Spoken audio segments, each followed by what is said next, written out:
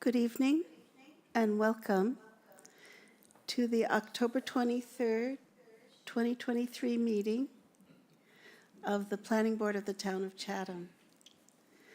My name is Catherine Halpern. I'm Chair of the Planning Board for the Town of Chatham. And this meeting is being conducted in a hybrid format, both remotely and in person. And I'll give you a few points on that in a couple of minutes. Also, this meeting is being recorded and will be available shortly hereafter for scheduled and on-demand viewing on any smartphone or tablet device.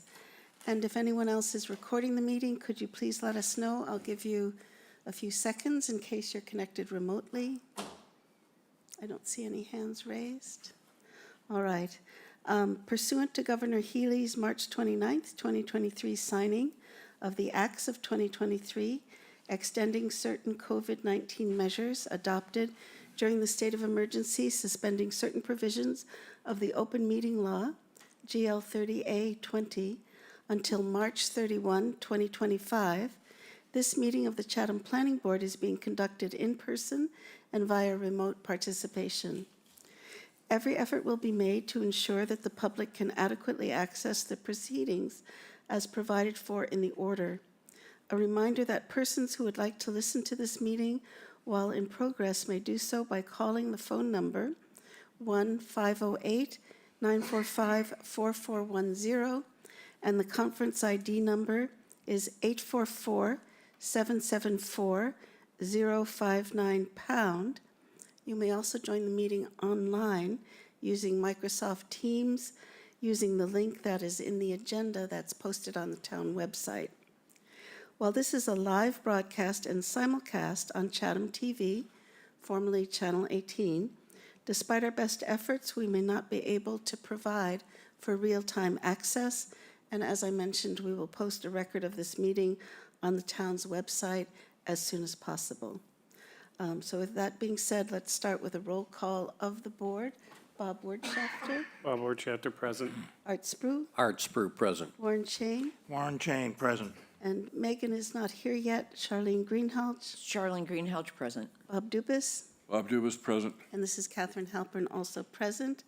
Are there any board members who need to recuse themselves from any matters on the agenda this evening? No recusals? All right. So let's go to the first item on the agenda, which is the minutes from the September 25th meeting, 2023. Anyone have any corrections, additions? Yes. I just had one teeny tiny correction under Elaine Gibbs's comments, the fourth bullet, third line down. It says planting new trees close to the sidewalk. It should be planting. I already let Annie know that. Okay, great. All right, thank you.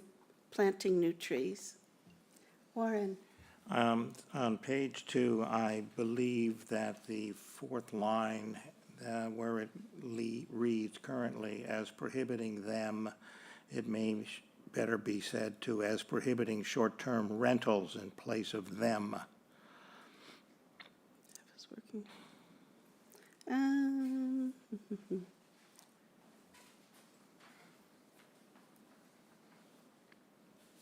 Because Oh, as written, it talks about legally prohibiting incentivize year-round rentals, prohibiting, why don't we say, is there a better word than short-term rentals? Prohibiting less than, I guess we have to use. Such use? Well, but we haven't stated that use. We've the phrase before that says legally incentivize year-round rentals as prohibiting the opposite of year-round rentals may be considered as a regulatory taking, as prohibiting. Ryan, what do you think about using the word short-term rental there instead of them? Perhaps a shorter-term rentals. Yeah, that would be better, because short-term rentals has become a technical term. So how about shorter-term rentals? Well, as long as it doesn't talk about prohibiting year-round rentals. Correct.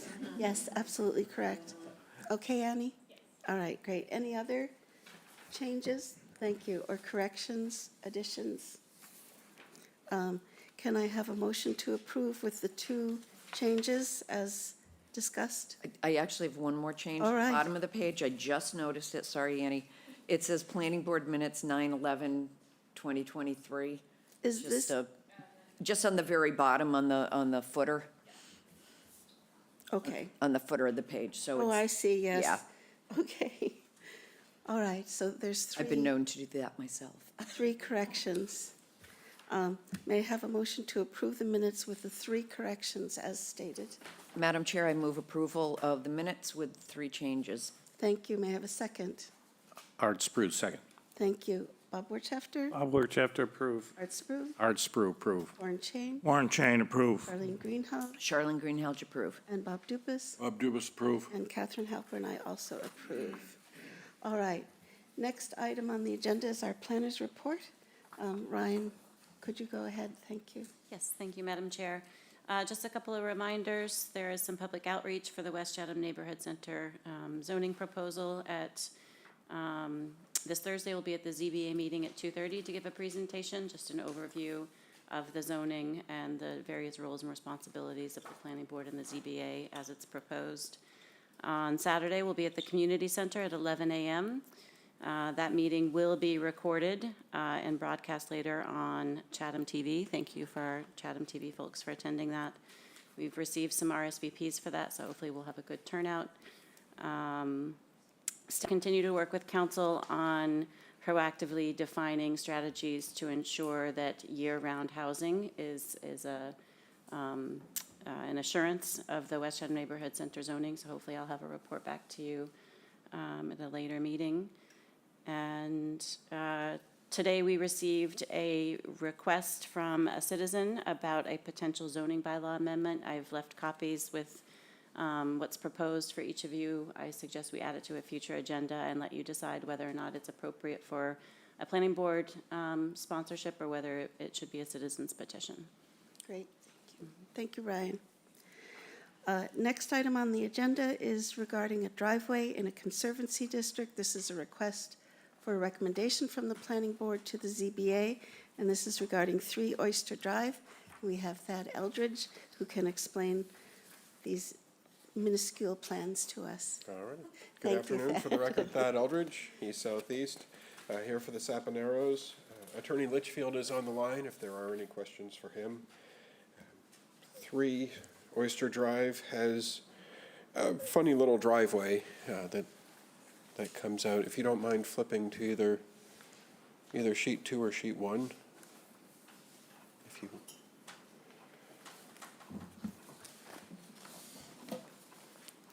So there's kind of a turnout driveway currently.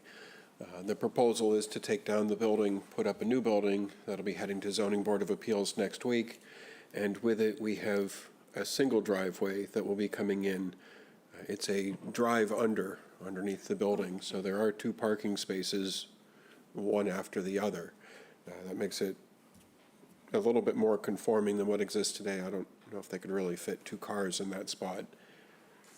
And the construction, they want to put antique stone along the tread lines and then crushed stone in between.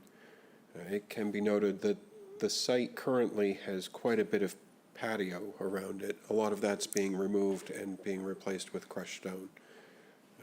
And then the rest of it is being replaced by vegetation. Conservation has already heard this. Board of Health heard it as the septic needs to be replaced. And if there are any questions, I'm happy to answer them. I'd like to just ask you, because I wasn't kidding about these small plans. I don't know how others, but I actually have difficulty seeing. Could you just trace with your laser currently where the driveway is currently and where the new driveway will be, so we can just see it clearly on the plan? So. And if you could could you change to, Annie, could you go to page 1, please? Just so it's really clear. So on page 1, we have the driveway coming, That's okay. kind of a turnout.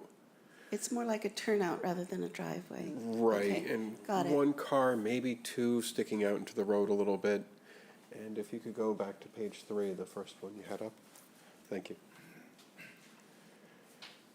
So then the proposed drive is coming straight in with the Okay. antique stones for the treads and then the crushed stone in the middle. And do you know the difference in the square footage of the existing driveway versus the proposed driveway? Well, it's smaller, I can tell you that much. Okay. I did not calculate that individually. I just went But with it's smaller. overall coverage. Yes, that is Okay. smaller. And, I mean, it's going to be a little bit larger if you count the part that's under the dwelling. But it's usually we under the count the dwelling. dwelling as the coverage rather than the driveway underneath of it. Okay. Those are the most, yes, Mr. Dubus. I'd like to make sorry. I'd like to make a motion that we accept this new plan. The driveway is smaller. I don't think we really need to waste our time hacking and going it. Okay, So I move that we accept it. okay, good. Is there any other discussion from the board, or do I have a second to Mr. Dubus's motion? Art Sprue, I second. All right, Madam Chairman, is this going to have are we going to send a positive yes, what, note to the ZBA? that is what you moved, Okay, yes. thank you. Yes, all right. Can I just ask a question? The portion underneath the building, is that going to be concrete or is it? No, that will be the same crushed stone and the antique stone. Okay. All right, so we have a motion on the floor to send a positive recommendation to the ZBA, and it's been seconded. So if there's no further discussion, Bob Wirtschafter, Bob Wirtschafter, approve. Art Spru, Art Sprue, approve. Warren Chain, Warren Chain, approve. Charlene Greenhalgh, Charlene Greenhalgh, approve. Bob Dupus. Bob Dubus, approve. This is Catherine Halpern, I also approve. Thank you, Thank you Thad. much. Have a good evening. Thank you very much. All right, next item on the agenda is a site plan review for 608, 610 Stage Harbor Road. This is regarding a municipal pump station, and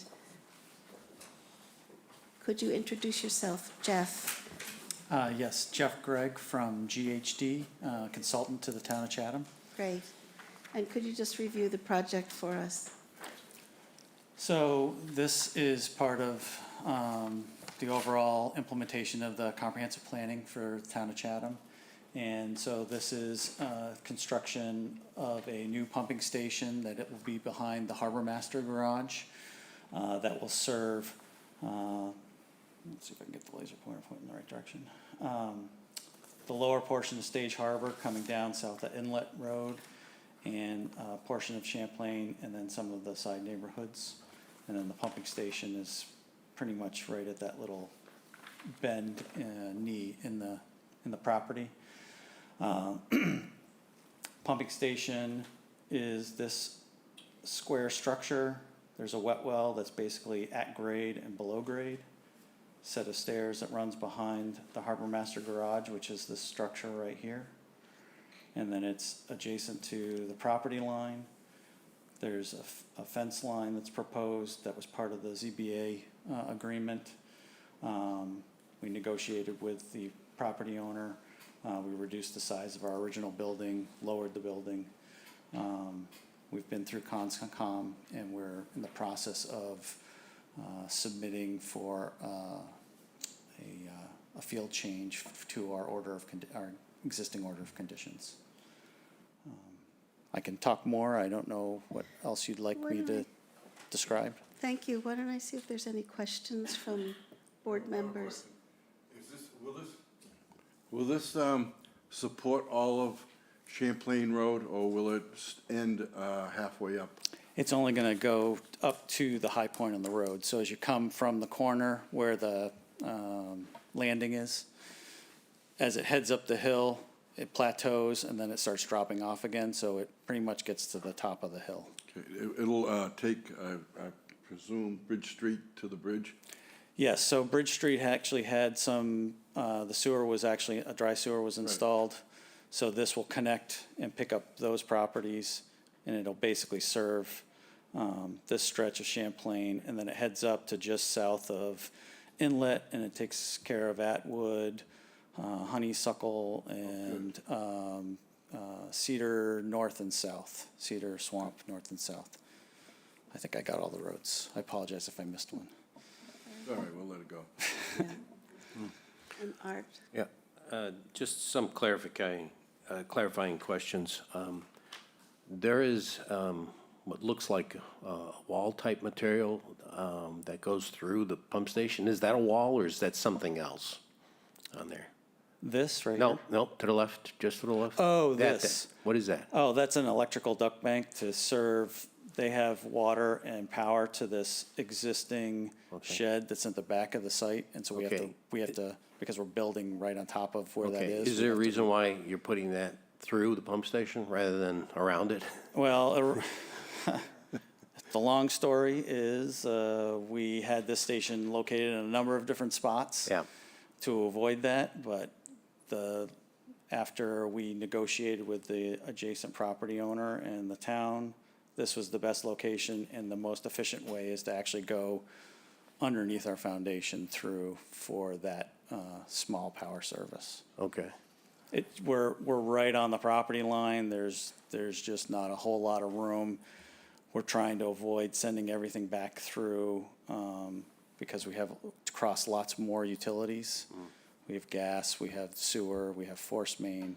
So we're trying to minimize the number of utilities that we cross. Okay, Yeah. I don't have really a lot of problems with what you're proposing to do here, but what I do is I think you need to provide us some more information for the file. Okay. Right? I have no problem with proceeding with this and allowing that to go ahead. But a couple of things Sure. that should be on every site plan, and you probably have them someplace else, but you just haven't submitted them. Fence, what kind of fence material are you using, height and everything? Again, you don't have to tell us, it's whatever was approved by the ZBA and requested is fine, but it should be information that we would have as part of a site plan, all right? And it's a 6-foot-high fence, and we, through addenda, not shown on this plan, but in Right. the set that went out, it was a shadow box style. Right. So just follow up with Can do. the final plan, just submitted for our file copy. You have gutters shown on your pump station? Correct. Is there any way you can take those downspouts and put them into a dry well? I know you're in a precarious area there, but because of It's, wetlands by, so the reason we didn't is just because groundwater is so shallow. okay. So, I mean, we basically be just tying them to groundwater. You show a main electrical feed going to the pump station from the Yes. pole off there? Yep, Where's the transformer? Is that on a pad or on the pole? that's on the pole. Oh, it's on a pole, okay. So then the other things, if you could just indicate when you submit the final plan for files, the proposed size of utilities, you identify some utilities, but you're not identifying any sizes or anything like the water main line, the gas line, whatnot, if you know, all right? Sometimes you don't, but, So you mean like, I just want to make sure I'm well, clear. if So you have like you have a 2-inch water feed. diameter and the Right, 8-inch. exactly. Yeah, okay, That's- yes. We have normally that. call out the sizes of all utilities And as that's part all, of the site. yeah, and that's all called out. So Yeah. yes, we will. I didn't see anything for like the water line. It says that you're replacing it, but you don't say with what Okay. size. I will make sure that those are captured on the site plan. And also if you can show a section of what your geogrid and your pavement's gonna be, that's all. Sure. Again, for the file. Yep. Arthur, wouldn't we like lighting and to see, also see the sewer? That's correct. Sewer lines too. under I the didn't road. see if there was any lighting, but if there is any, if you provide us with a fixture, right? Again, this is pretty straightforward. There's no real challenging issues here. I understand why you're doing it, but I think when somebody wants to look at this 5 or 10 years later, whether your plans are available or not, we would have a site plan available. So if the neighbor wants to just pull our site plan and do some work adjacent to it, he knows what's there. Is it okay that some of it, can we, as opposed to creating a new site plan, that we provide the additional plans that would show like the lighting fixtures and? Any way you want to do it. So, As long as we have it for the file. because we have Arthur, those Arthur, pieces. wouldn't that we, we can- wouldn't we rather have an as-built plan at the very end of the project? Well, I want that in addition. that would be helpful in addition after you get through as an as-built plan. Yep, Yeah. and that's called for in the contract. Okay, Great. great. Okay, great.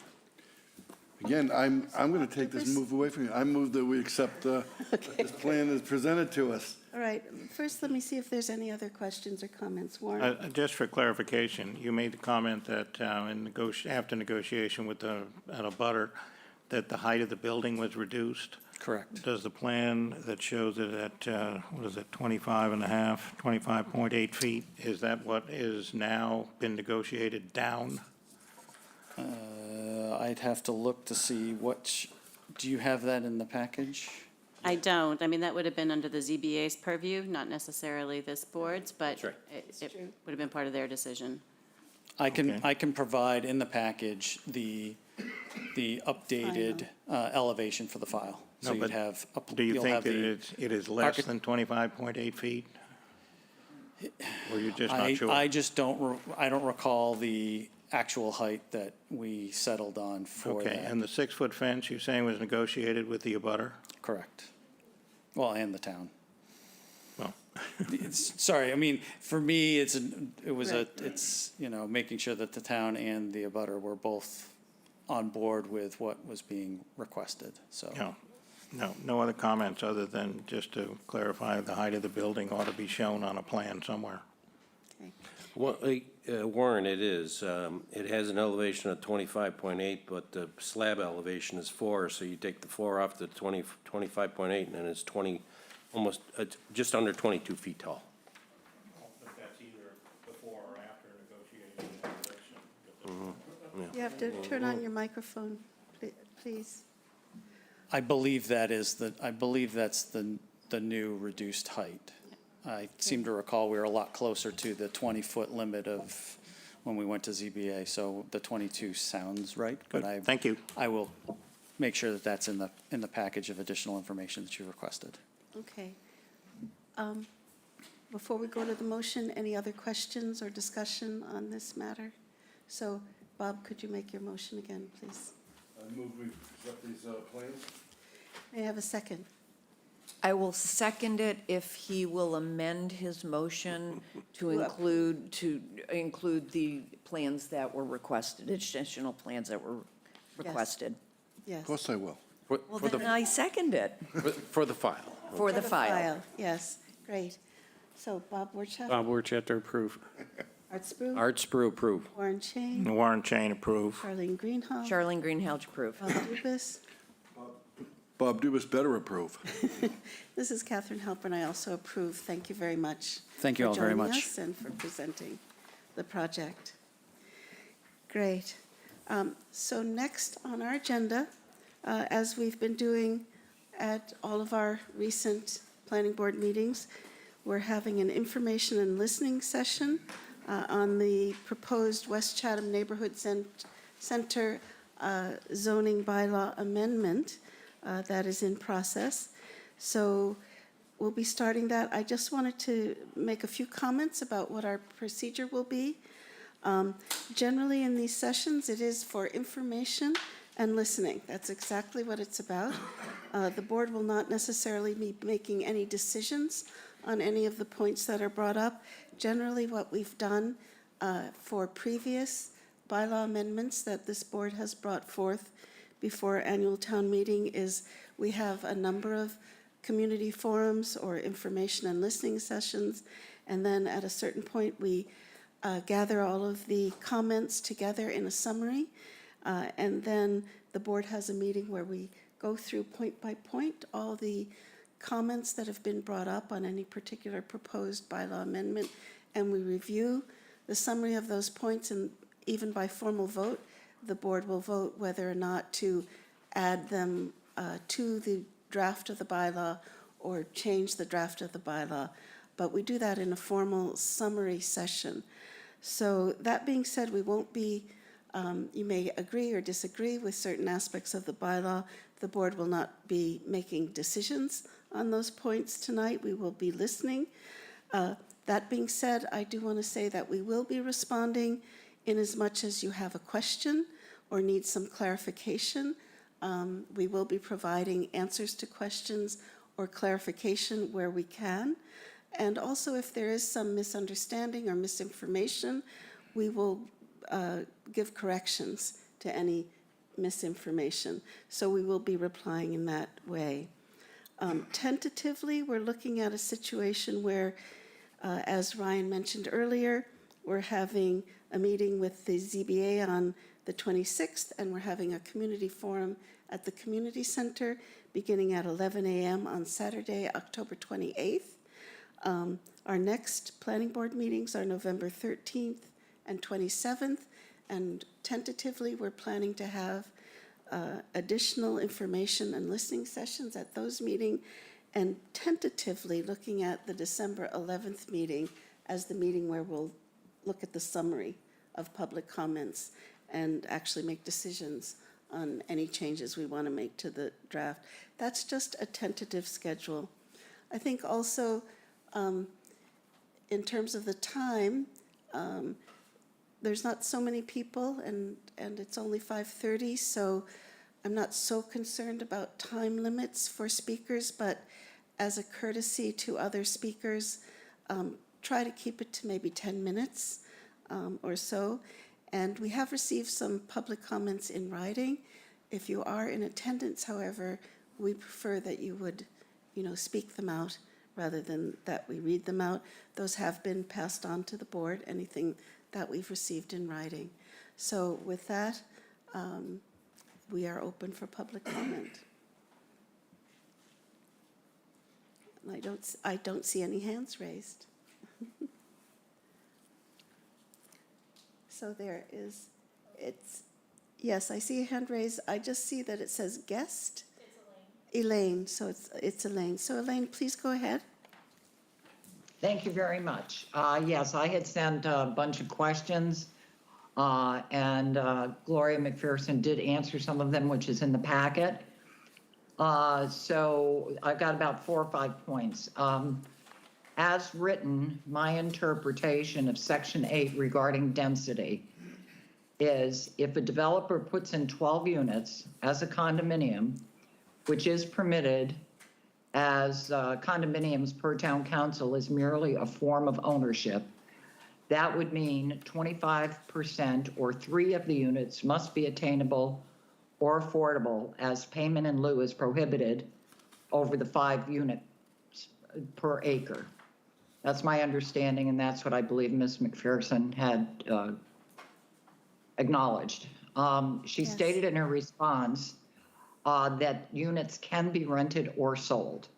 Therefore, is it correct that the 9 units, the 3 will be attainable, and the remaining 9 units can be sold at market value to non-residents as investment or seasonal rental properties with no deed restrictions? I believe that is the case.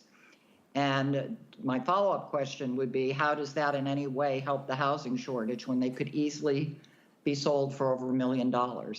And again, we had a similar situation at 782, 784, where again, if they're condominiums, you can't even ask how much they're going to be sold for. And I can foresee a developer coming in and using the maximum 12 units per acre, 9 of which could be sold, and they could be sold to non-residents for seasonal rentals with no deed restrictions. And if that's not accurate, I'd like to know where it's said. Okay. I'll make a brief response to that question, maybe ask Brian for a few more details. The board has gone, in my opinion, about as far as we can pursuing legal options, and at a certain point, we just simply have no control over the pricing of units other than what we require to be deed restricted, attainable, or affordable. And so there's certain limits to our ability legally to require more than the 25%. So to answer your question, firstly, yes, the other 9 units can be sold or rented at market value. The second part of your question about the year-round housing versus short-term rentals or I can't think of another word. We are I think Ryan mentioned earlier, we're currently working also with council to find the best ways legally to address that issue. I think you do understand, Elaine, that the board's intention is to address the housing needs in Chatham, but it seems that there are certain limits about what we can do in zoning. You know, legally, we cannot legally restrict all of the pricing of units. So you are correct in saying the other 9 units could be sold or rented at market rate. And I'll ask Ryan for any additional comments to clarify. Yes, so that is accurate. We are looking, we are exploring with council ways that we can be more prescriptive through zoning to ensure that they are occupied on a year-round basis. So regardless of the market rate, the occupancy is a purpose of this zoning district for this board, so we're still working on that assurance. I will also say that deed restrictions can craft language that the affordable or attainable unit cannot be different than the market rate unit when you have multi-unit developments. So you can't discriminate against the more affordable or attainable unit in terms of materials, finishes, et cetera. So that in itself will drive more of a balance between the affordability and the market rate units. But I think there's more to come, at least on the year-round occupancy goal of this district. Okay. Okay, and the next one is, since single-family homes are not permitted in the district, does that preclude Habitat for Humanity, as they are single-family homes owned by the individual, including the land? So I've included some clarifying language in the working draft that was distributed today through my town government and provided to the board tonight. And it includes within that use category a slightly revised provision that reads 1 single-family dwelling per lot. That's the intention, I believe, that you're trying to get at, and there's been some confusion around the wording. But that, I believe that clarifies it for you, and it doesn't preclude the habitat model of multiple single-family dwellings per lot, and it doesn't include the sort of cottage colony model that's also been of interest in this district. Great. So Habitat, my understanding was Habitat, they were all single-family homes on their own lots, not in a cluster, you know, at more like a condominium or multifamily housing. I thought that was one of their requirements because the person owns the land and the home. So I think that needs to be clarified. My next is regarding the runway protection zone. It is allowing an increase of 50% of existing square footage. And I'm wondering if this has been approved by town council and the FAA. I had previously written to you that, you know, the FAA says that there is not to be residents within the runway protection zone where there's a concentration of people. And I believe that means that any increases aren't compatible with the FAA regulations concerning increasing density of any kind within the runway protection zone, either by special permit or by right. I think that's really important that town council weigh in on that because, you know, I can understand the by right to the existing, but to increase the size, the square footage, and you don't say if that's within the footprint, if that's a total living area, or if you can increase the footprint, which I assume you can by 50%, which is significant. And I think the FAA would have a problem with that. So I would ask that town council weigh in on that because he has before and said that regardless of what you do here, the FAA trumps the decisions, and I think it should be codified one way or the other. And then another is a comment. Gloria stated that the Buckley property was removed as it's being considered by the town for housing purposes, and I recognize that. But I guess I don't understand that we're geographically, I don't think anyone would question that the Buckley property is part of the West Chatham corridor and that district, and that it will impact traffic, density, water, sewer, and I don't think it should be excluded because when they're going to be using all those, that's going to be their neighborhood. And so I guess I don't understand why it is being excluded. And then another question I had is how you came up with that the area is 23 total acres and 18 are subject to development. It seems to me that the area on the map is much larger than 23 total acres. You know, I did it by Google Earth, but I mean, I think that's fairly accurate in terms of, and I came up with closer to 38 acres. So I don't know if you used a GIS system or something else that's more accurate, but I think this may be lowballing the ultimate density and maximum build out. So I would ask that that be looked into. Okay. And then finally, No, go ahead, Elaine. this is my last one that I've asked this a number of times and it's never been addressed by the board. And it's regarding the permitting of below grade living quarters. As long as they follow the egress and light requirements. I don't think there's any question if you are putting in a unit that has a below grade that it's probably going to be a bedroom. And it could very well be a child's bedroom. And the egress state code only requires a 20 by 24 inch window for egress.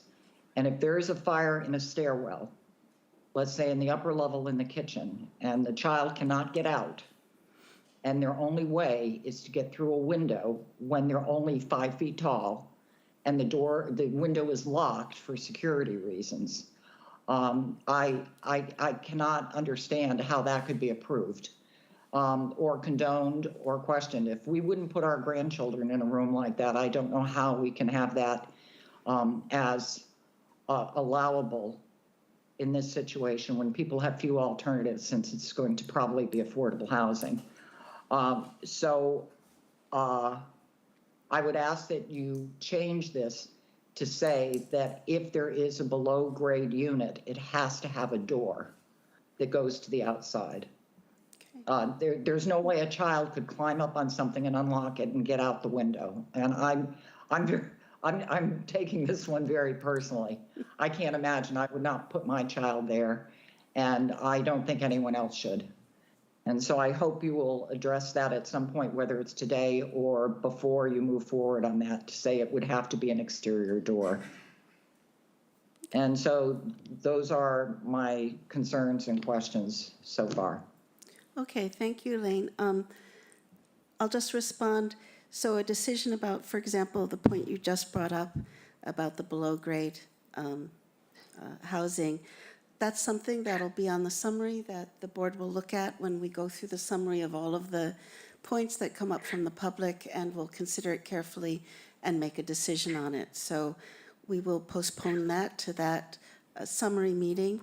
Madam Chair, can I just make one point regarding that? Sure. That any bedroom below grade has to meet all the requirements of Board of Health and Title V. Correct. Yes, And also the building code. correct. So if you have a basement area that only has those small windows, the Board of Health is not going to consider that a bedroom. It can be a habitable space for things like storage or a rec room or something like that, but it cannot be a bedroom. Okay, great. So anyway, but the board will consider that at the future meeting. I did want to respond, if I might, and I may ask Ryan for her assistance with what I understood were some questions you had about the RPZ. I do understand that Town Council has reviewed the footnotes for the RPZ, and we have received approval from Town Council. So that's to answer one question. Your other question about the FAA, it's my understanding the FAA does not have regulations regarding runway protection zones. And again, this is my understanding. They make recommendations about compatible land uses within runway protection zones. That's what they do. They make some recommendations, but they don't require, they don't have requirements or regulations or laws in that regard. That being said, I also understand that for redevelopment, if redevelopment were to occur in the runway protection zone, the FAA does review it, and they do need to approve it at that time. So just to be clear, I understand the FAA does not have regulations or laws. They have recommendations about compatible land uses. And Arthur, you wanted to comment? Yes, a couple. I'll start with the RPZ, but I wanted to go back to this area of development too a little bit from my understanding.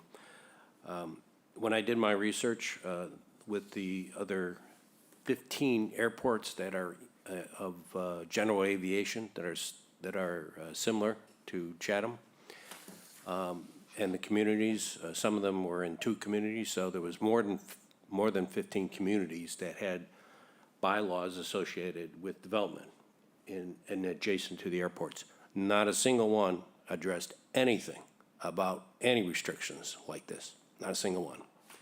So they've been around sometimes as long, if not longer, than Chatham. I think we've decided that we should make decisions that are based to the benefit of what's important and what we should do for Chatham, with input from legal counsel to make sure that we're consistent to whatever we need to do there. So I don't see any issues associated with what we propose for the RPZ.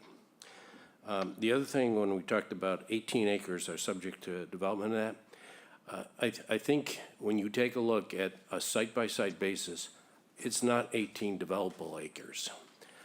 Take a site, and I'm going to give just a couple examples, and this is something that the planning board would do as part of a site plan review to understand what can and can't be developed associated with the site on residential. So there's certain components that we've asked for and included as part of what is to be on a site. It's not that you can just put 12 units of residential on there and nothing else. You have to do with all the other issues. You have setback requirements. You have commercial development that's needed. There's parking that's associated with any kind of uses that are on site. There's landscaping requirements. There's buffering that needs to be done. Once you start putting all these pieces together, you don't have all the flexibility to put 12 units per acre. It just doesn't work. I'll give you an example of an existing one, where the Dunkin' Donuts is on Barn Hill Road and on 28. That site's developed. It's got parking every single space is used up on it. You couldn't put a residential unit on that if you wanted to, unless you took this building down and redeveloped it all from scratch again. That goes back to square one, and it's different. I had mentioned at the last meeting about where the post office is. There's a strip building there. Well, could you put residential on top? Well, maybe that's possible. But if the site is fully developed with all the parking already for those commercial uses, you can't add the residential because you don't have the parking available for it. So it's not a black and white issue associated, well, just because you have 18 acres, you can put 12 units on every single acre there. It's not realistic. That's not the way development works. And that's not the way we have structured this because of all the other components we want in there. The big issue that we want is we want a balance between residential and commercial business. And if you don't have a balance between both of them, then neither of them work. You can't just put all residential here and expect to have a commercial area. It's not going to work. So I think that it's unfortunate that this 12 units per acre is such a significant number, because it doesn't develop out that way. And it's not something that we can realistically do and say, okay, well, we can average this out. We can say we can do 6, or you can do 8. That's not realistic either. It's a site-by-site type of development, and that's the reason why we have site development the way it is. It's got to be submitted. We flush all of this out as part of a preliminary plan that an applicant brings before us, and we can define with them whether it's realistic to do 4 units, 6 units, or whatever. Great, thank you, Arthur. Yes, Ryan? And I did just want to note that the RPZ zoning footnote language is the same that it has been since it was verified by council in December of 2022, presented to the Airport Commission. There have been no changes made by this board to that language, with the one exception of the reference within the airport master plan to that, that RPZ layout. Great, thank you. Thank you. All right, are there other hands raised? I think I see Gloria Freeman. Would you like to go ahead, Gloria? Yes, thank you very much, Gloria Freeman. Excuse me. I'd first like to thank Ryan for answering some of the questions that I had sent to the planning board, and look forward to the planning board members answering the others, whether that's tonight or at another time, such as what led the planning board to the conclusion that we need all the market rate dwelling units being proposed. I thought your primary goal was affordable housing, but considering the various impacts from this proposed amendment, not only on West Chatham, but all of Chatham, I'm curious where this idea came from to increase density in West Chatham to this extent, certainly not from the visionary meetings or the long-range comprehensive plan, because the proposal is in stark contrast to both. I would once again ask that you modify your goals to remove your first purpose of this proposal. And I'd ask, if I pause after I ask my questions, maybe someone could answer them now, or let me know that you'll be replying afterwards. The first one is really a suggestion under applicability. I hope that you will state that HBDC authority prevails and the planning board's authority is secondary in matters over which the HBDC has jurisdiction. I know in the document that Ryan sent to me, it indicated that that's the fact, but anybody reading it would not know it. Is it possible to include that in your document? I'll let Ryan respond to that. So I think we can request some language from council about what might be appropriate to make that more clear. Yeah. It may not be, and I'll just pipe in, it might not be necessary to include it. It's not necessary to include it, but as Ryan said, we can pursue adding it. Also, Gloria, I did want to respond to your first point, which actually I already responded to in answering some of Elaine Gibbs's question. The intention of this board is to provide, in providing the greater density, is to address the housing needs in the town of Chatham. The full intention of the board is to provide more moderately priced housing. That being said, it's simply a legalness, there are certain legal parameters that we have to work with, and certain things that can be accomplished in zoning vis-a-vis what the prices that are commanded either in rental or sales for the units that are generated, and there are limits to what we can do in zoning. So it's not that the board set out to say, we want to have a greater number of market rate units and a greater density to allow for greater market rate units. That is not the intention of the board, but that is something that, due to the legal parameters that we have to work within, that is a result that we have to realize is there. So, I mean, Ryan, if you want to clarify that any further for Ms. Freeman, or is that clear enough? No, I think that's very well said. Okay, thank you. Can you take a minute to talk about other non-zoning things that could be, we mentioned them before in terms of incentives and taxes and things that are not zoning, that are beyond this document, that are not out of the question to get the same goal that you're looking for, but we can't do it through the zoning. So to that, I would say that housing is a very complicated problem to solve, and it takes a lot of different components of local governments to try and tackle the problem. Zoning is one component. Inclusionary and incentive zoning strategies are something that you can do, and you're trying to propose here, and you've proposed a very strong inclusionary requirement.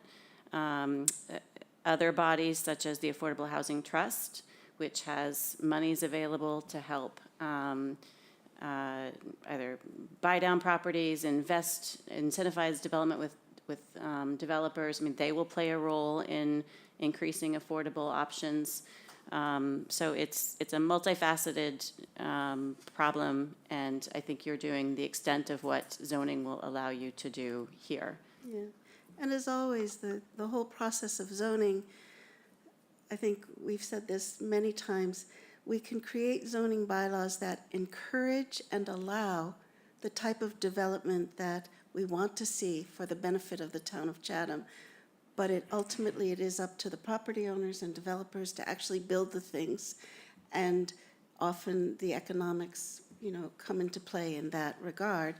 And so, but we can structure zoning that encourages and allows it. But the ultimate implementation will be due to the property owners and developers. So go ahead, Gloria. Did you have more questions or comments? Yes, thank you. Sure. Staff has stated that no district boundary definition narrative will be included in this proposal until the proposed district zoning is finalized. However, I'm going to ask you a very basic question. Please tell me what the boundaries are. What's the boundary on the north? I'll let Ryan answer. And again, this would be put forth in a separate article before annual town meeting. Just the same way that we did South Chatham in 2016. We put forth 2 articles, one for the boundaries and one for the zoning within those boundaries. And when this board was contemplating articles last February to recommend to town meeting, there was a geographic location included within that article. I have since removed that just because there's been a lot of discussion about changing the boundaries. So rather than continually updating what the new boundaries are, I've just held that item until it's decided. Right now, tonight we heard comment that the Buckley property should be considered for inclusion. So rather than continually revise what the boundaries are, I've relied on the graphic under Section 3, location and area, to give you the visual for what the boundary locations are. But when this becomes an article, if and when it becomes an article that you recommend at town meeting, the geographic boundary will be included. But do you mind telling me what the boundaries are? What currently is the boundary on the north side? Ryan, I think when we went through this before, we took a look at this and not looked at just a defined dimension.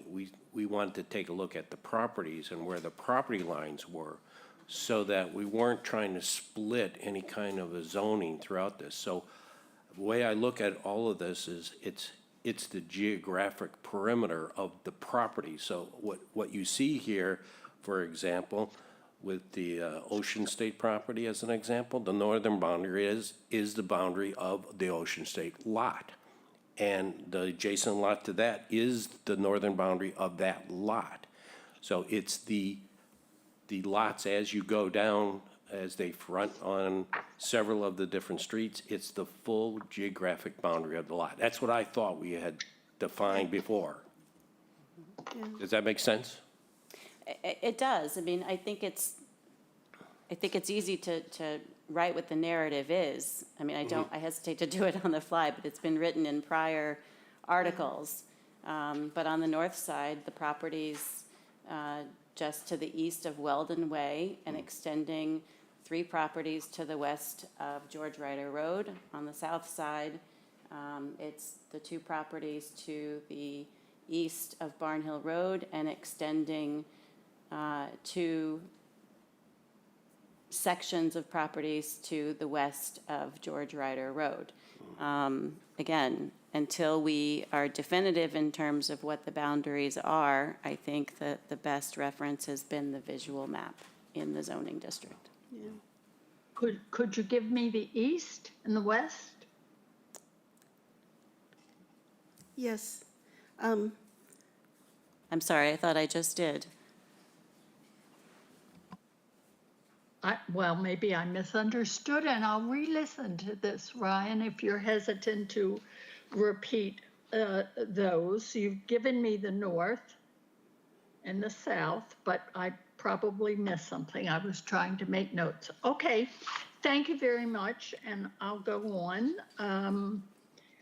I noticed that in the staff clarification document, we're told that the Buckley property is not in the West Chatham Neighborhood Center District.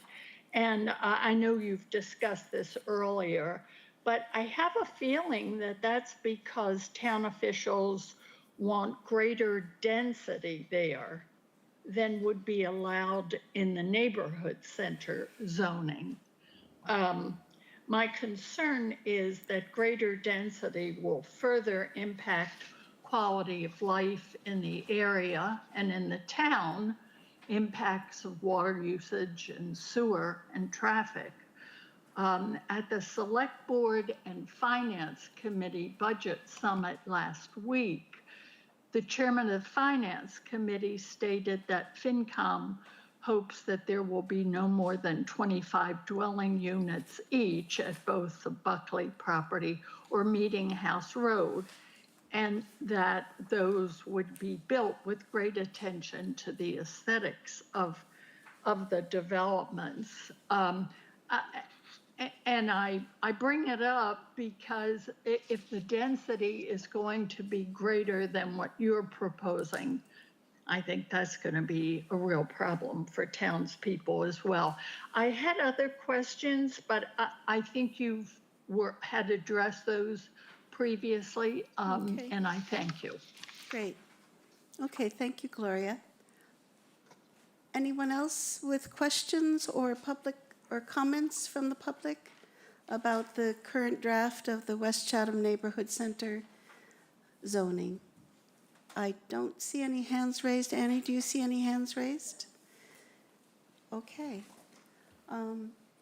Any points from board members before we close? So that being said, to move on to chairman's comments, just a reminder, as Ryan mentioned earlier, 2:30 this Thursday, the 26th, there is a meeting about the West Chatham Neighborhood Center zoning with the Zoning Board of Appeals. That'll be at 2:30 in this room. And then on this Saturday, maybe the most important point, this Saturday, the 28th, at the Community Center, starting at 11 a.m., we will have a community forum, again, an information and listening session on the proposed West Chatham Neighborhood Center zoning. So we hope that you'll let everyone know about that community forum, and please invite everyone.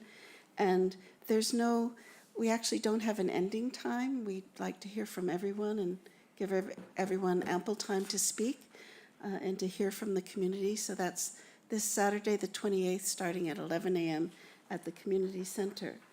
So with that being said, I think we'll move to our... Wait, I have a question. Yes. And I hate to bring it up in front of everybody, but it was my understanding that when we develop and you get your apartments, Yes. call them apartments, that if you put 3 in, you get one moderate income, I'll say. Attainable, okay, thank you. And you put, the next one you put in, then you get another attainable. But when you get to 12, you only keep, there's only 3 that you're gonna get, and you're not gonna get a 4th one out of that? So it's 8, it's be 8 to 4? You follow what I'm saying? No, to be honest. If you put 12 units in, That would be 33%, it's 25%, so out of 12, there would be 3. 3. see, to me, if you're gonna put in 12 units, and you're gonna only have 3 attainable ones, and the market rate for the rest of them, I don't think that's, I think that's giving away too much. I'm sorry. When you get up to 12 units, I actually believe if you're gonna put all 12 in there, that you should have 4 of them be attainable. So you want to increase the percentage for. the Only if you go that bonus. high, Yeah, okay? I'm all right with the 3 to get to 8, and then you're gonna get 9, you're gonna get 3, but when you go after 9, when you go after 10, I almost think that it would be a little bit, we're giving a little bit too much away there, and I see Gloria, I think it was, no, not Gloria, but, Elaine was asking somewhat the same question, yeah, and this is why I'm asking that. I think we should review that, okay. okay, in another meeting, but I honestly believe in myself that that's way too much. You're giving too much away. Because first of all, we're putting a lot of units in a small space, Yeah. and we're not getting the benefit of it. Yeah. Thank you. Great. No, I think that's great, Bob. We can review it, and Annie will put it on our list for the summary meeting, and we'll consider, and the board will consider all these points, and by formal vote decide what we want to change in the bylaw. But thank you for bringing that up. And Yeah, I just Yeah. want to say, I totally agree, but I believe that at an earlier point in this discussion, you were concerned that developers wouldn't do it, so. I do, but when you put that many units in, and they're all going to be pretty much the same unit, but the cost is down. I was more inclined to see from 1 to 8, okay? But after 8, I honestly, I can see that 9 and 10, and then once you get to 11 and 12, wait a minute. Now you're attaining way more than what is normally allowed, and I believe that they will make a profit on that, and that they could sneak 4 in there. I think what you're suggesting is what we started to do. You start with the first set at 20%, the next one goes up to 25. Well, if you go to the 3rd level, it goes up to what, 30 or whatever percent? I don't care what it goes up to. In order to, yeah. You know what I'm saying? But I can understand where you're going with this, because it gives us more incentive to actually include more units, or affordable, or attainable. And I don't doubt that you might not ever see a 12-unit place there. I think you're right, that's possible. I think we it's should cover it. challenging to get that many, yeah. Okay, thank you. I think that was the balance we were discussing, that I think I'm speaking for the board, we would probably really prefer to see many more attainable and affordable than what we're asking for, a much higher percentage, but we have to find that balance that will incentivize the developer to do a larger development and at least include the 3 or 4 units of affordable attainable. Sometimes it takes a little pea brain a little while to comprehend all of this stuff you're throwing at me all at one time. That's not my forte, but it is when all of a sudden I'm looking at dollars and cents, and the more you build, the less it costs. Okay, good. So we'll reconsider that, when we look at everything again. Warren, did you have a point? Just to expand on the comments that Bob is making, our bylaw isn't going to be the only way that attainable, affordable housing could be put into a West Chatham neighborhood center.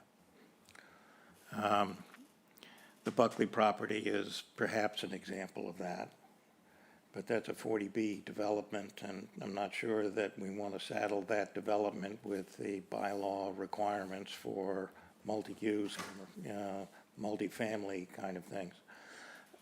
But that would be an example. But there are other concepts at play here, such as the housing trust. The housing trust could go buy at market rate, or as part of a development approval process, agree to buy a certain number of the units that were in the development, and then could deed restrict them and make them 100% of those affordable. That's not precluded. And to think that our bylaw here can somehow solve the affordable housing crisis in town, I think is way beyond the scope of anything we could ever come up with. There have to be other contributory factors, but if there are 12 units per acre, a few of which are by law going to be deed restricted, the housing trust could go buy 1 or 2 or 3 or whatever.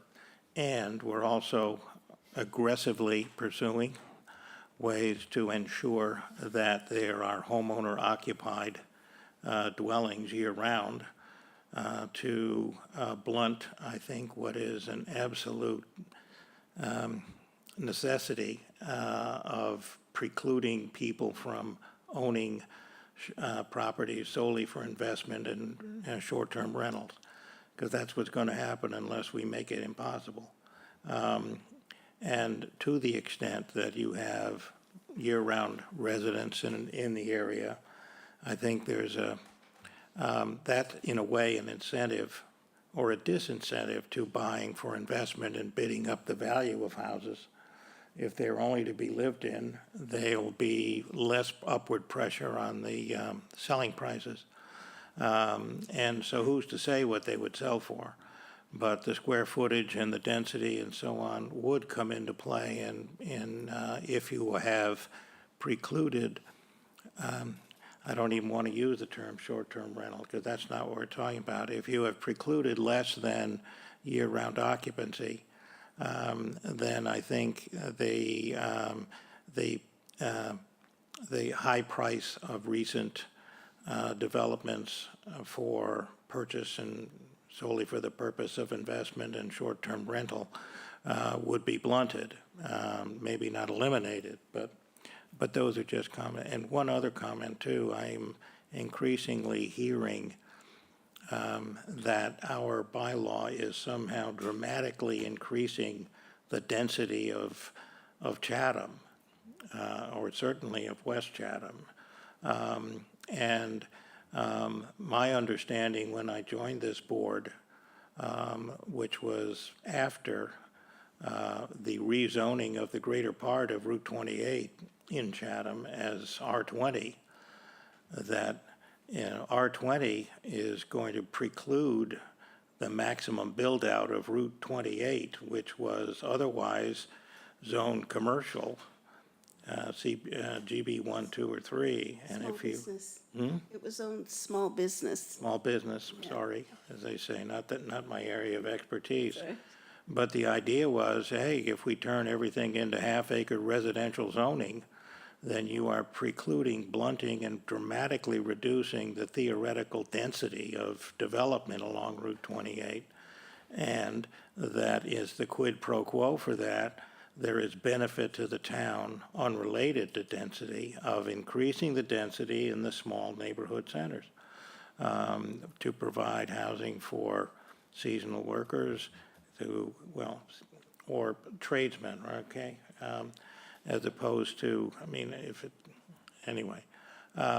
the idea being that there are multiple benefits of having the neighborhood center with increased density, and the density net of the neighborhood centers against the theoretical build-out of all of Route 28 as general business or small business is very much a reduction in density, most likely, but certainly not an obvious dramatic increase in density. And so I think it's important that this board continue to reiterate and ensure that those that may have questions about the zoning bylaw not look at this as somehow on the overall, from the town's perspective, the board's endorsing a dramatic increase in the density of housing, because we're not. if you take it in the context of the rest of Route 28 is now half-acre zoning.